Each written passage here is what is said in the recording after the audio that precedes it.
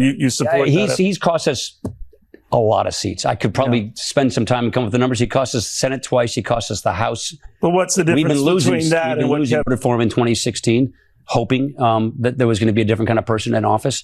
And I do think character is a really important issue. If you put yourself above the Constitution, as he has done. But what happened? I think that makes you unfit for office. Was it the whole January 6th thing? That's a part of it. I think it's a contribution of factors, but I think it really is just character at the end of the day. And the fact that if you're willing to put yourself above the Constitution, an oath you swear when you take office, in federal office, whether it's president or a member of Congress, you swear an oath to the Constitution. And if you're willing to suborn it to yourself, I think that makes you unfit for office. Oh, that's gonna hurt! Okay, I know, just shake it off. It's gross agreeing with former Republican Speaker Paul Ryan, but these are the times that we are in. And you can only imagine Trump's reaction to seeing the former Speaker. I know it seems a lifetime ago. There's been about 27 speakers since then, but stay with me here. Paul Ryan blasting him on the platform that usually offers Trump nothing but high praise, and also outlining how much of a loser he is and how costly he's become to Republicans. I mean, I hope the Mar-a-Lago walls are ketchup proof. It's a remarkable phenomenon, an infuriating one for us, a humiliating one for them, observable to just about anyone familiar with the Trump political era. That is, the metamorphosis by some, but not all, outgoing Republicans, when they no longer need votes to stay in office. All of a sudden, they see the light, unshackled, free to speak their real minds about the disgraced ex-president. And while former House Speaker Paul Ryan never seemed all in on the Donald Trump experience, far from it, we're now starting to see what true freedom of expression can do to a Republican. He's a populist, authoritarian narcissist. So historically speaking, all of his tendencies are, basically where narcissism takes him, which is whatever makes him popular, makes him feel good at any given moment. While the list of Republicans who have stringently spoke out against the former president, only to then endorse him shamelessly, grows longer, there are still a few Republicans who remain firm in their stance. Mike Pence, John Kelly. And Kelly says about Trump, "What can I add that has not already been said?"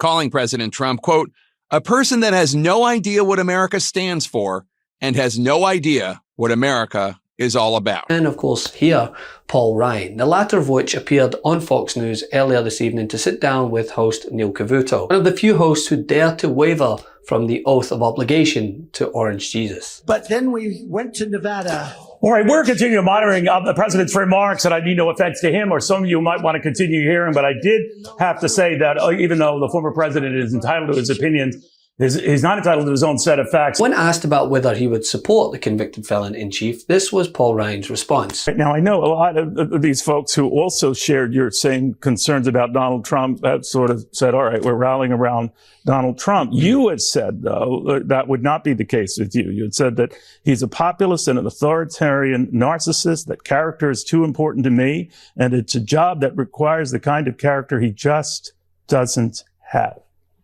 That's pretty strong. Yeah, that's the way I feel. I agree with that. I voted for him in 2016, hoping that there was going to be a different kind of person in office. And I do think character is a really important issue. If you put yourself above the Constitution, as he has done. But what happened? I think that makes you unfit for office. Was it the whole January 6th thing? That's a part of it. I think it's a contribution of factors, but I think it really is just character at the end of the day. And the fact that if you're willing to put yourself above the Constitution, an oath you swear when you take office, in federal office, whether it's president or a member of Congress, you swear an oath to the Constitution. And if you're willing to suborn it to yourself, I think that makes you unfit for office. Does it?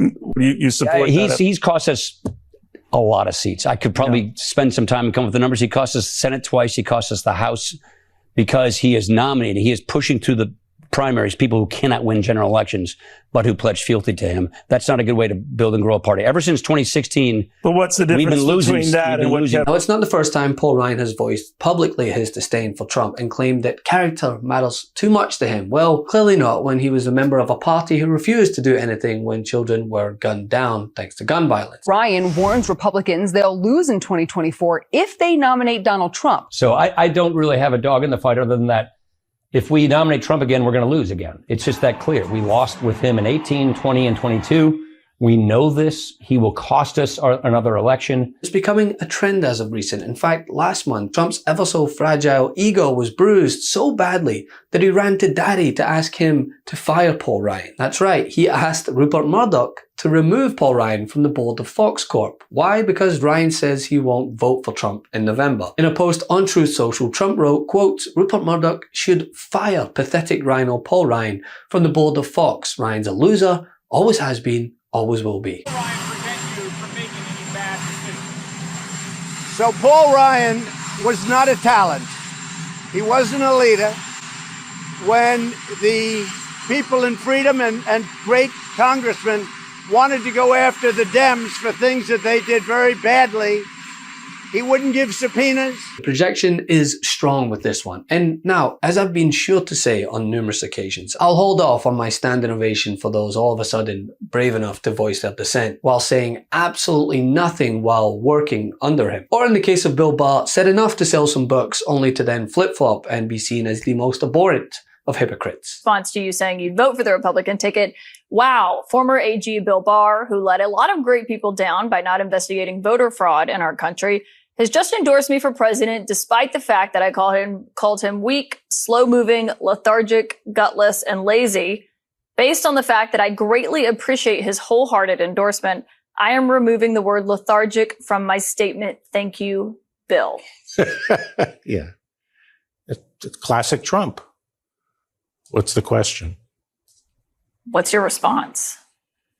Well, I mean, obviously, what I said was that I'm very disappointed that this country is stuck with this choice between two people who I don't think either of them should be president of the United States. But given that binary choice, I feel I have to choose Trump.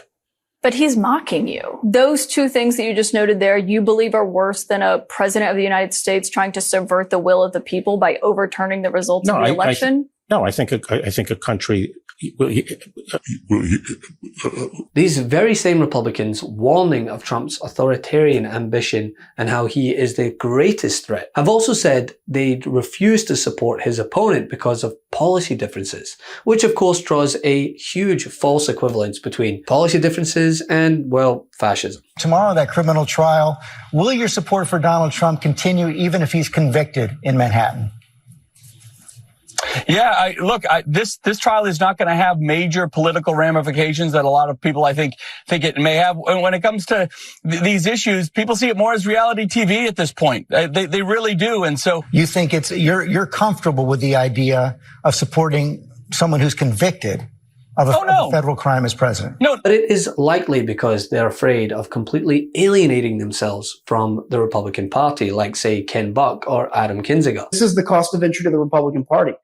Caitlin, when I got elected, people told me in my district, the most hardcore Republicans said, go to Washington, D.C. and be your own man. Don't do what they tell you.